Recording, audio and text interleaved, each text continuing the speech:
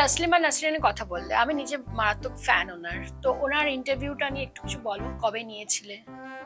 আমি তো অগাস্টের 15th অগাস্টের আশেপাশে আমি শুরু করেছিলাম পডকাস্টটা।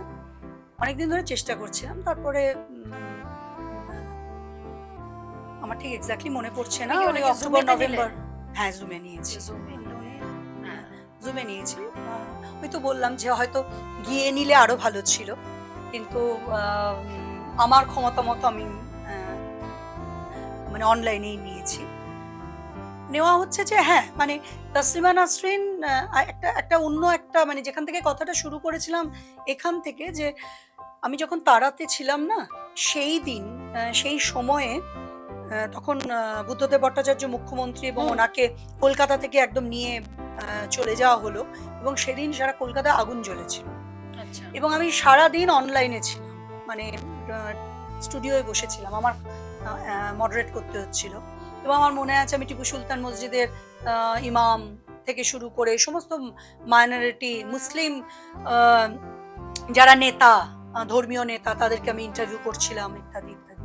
তো সেটা দিয়ে আসলে কথাটা শুরু করেছিলাম যে ওনার কষ্ট লাগে কিনা, উনি আসতে চান কিনা, এবং উনি ওনার মতো করে বলেছেন।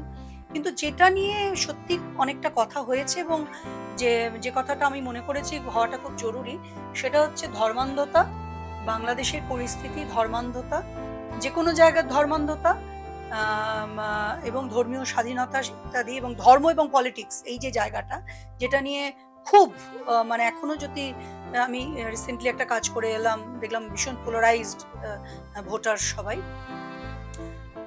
উনি একটা কথা বলছিলেন যেটা আমি মনে করি মনে রাখার মতো। উনি বলছিলেন যে 18 বছর পর্যন্ত কোনো বাচ্চার তো নিজের সিদ্ধান্ত, ধর্মীয় সিদ্ধান্ত নেওয়ার ক্ষমতা হয় না।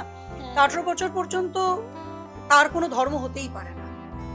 18-র পর তার সামনে সব দেওয়া হলো, আস্তিকতা নাস্তিকতা সব কিছু দেওয়া হলো, হিন্দু মুসলমান জৈন খ্রিস্টান সব কিছু, খ্রিস্ট ধর্ম সব রইলো।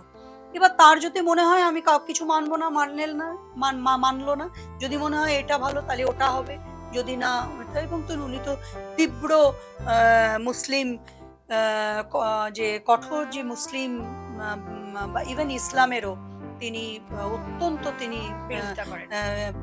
মানে ক্রিটিক, একদম। সেগুলো তুলে উনি বলেন।